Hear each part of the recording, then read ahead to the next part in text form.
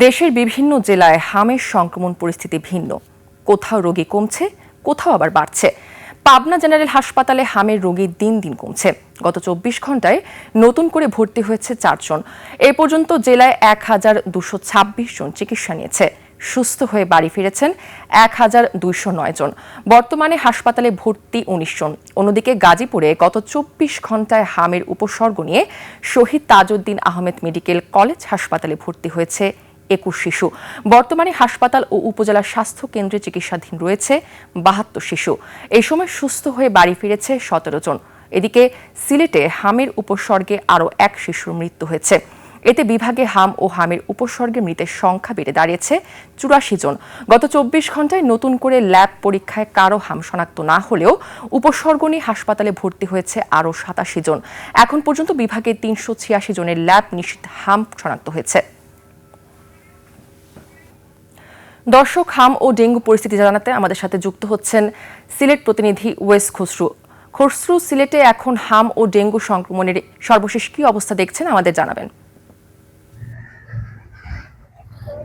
সিলেটে আপনি যেটি বলছিলেন যে সিলেটে হামের উপসর্গ নিয়ে একজন মারা গেছে, একজন শিশু মারা গেছে। 7 মাস বয়সী ওই শিশু, তার বাড়ি হচ্ছে সুনামগঞ্জে এবং সে সিলেট উসমানী মেডিকেল কলেজ হাসপাতালের পিআইসিউতে সে মারা গেছে। এবং মারা যাওয়ার এই পরিসংখ্যানে দেখা গেছে যে এখন যেসব শিশু মারা যাচ্ছে তারা আসলে অনেকেই 5 মাস, 6 মাস এবং 7 মাস বয়স। অর্থাৎ চিকিৎসকরা আমাদের জানিয়েছেন যে এই বয়সী শিশুদের আসলে টিকা দেওয়া সম্ভব হয়নি। এই কারণে এখন যারা মারা যাচ্ছে তারা বয়স হচ্ছে 6 মাসের কাছাকাছি বা তারও নিচে।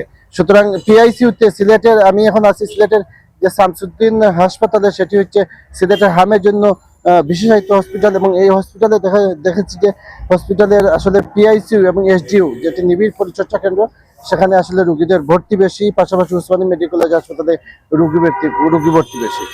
চিকিৎসকরা যেটি বলেছেন যে আসলে রোগী মৃত্যুর হার কমেছে এবং তবে রোগী ভর্তির সংখ্যা কমেনি। গত ২৪ ঘন্টায় ৮৭ জন রোগী ভর্তি হয়েছে এবং তারা বিভিন্ন হসপিটালে চিকিৎসা নিচ্ছেন। সুতরাং যেসব এলাকায় রোগী বেশি সেটি হচ্ছে এখন হচ্ছে সুনামগঞ্জের হাওর এলাকা এবং যেটি ময়মনসিংহেরও হাওর এলাকা। সুতরাং ওই এলাকায় আসলে টিকাদান কর্মসূচিটা ততটা সফল না হওয়ার কারণে এখনো রোগী মিলছে। তবে শহর অঞ্চল, আমি যেখানে আছি যে সিলেট নগর অঞ্চল এবং তার আশপাশ এলাকা, সিলেট জেলা, মৌলভীবাজার জেলা এবং হবিগঞ্জের যে সদর উপজেলা, সেখানে আসলে রোগী কমেছে বলে আমাদেরকে চিকিৎসকরা জানিয়েছেন। প্রেয়সী, এই ছিল সিলেটের হামের সর্বশেষ খবর। খসরু, আপনাকে ধন্যবাদ।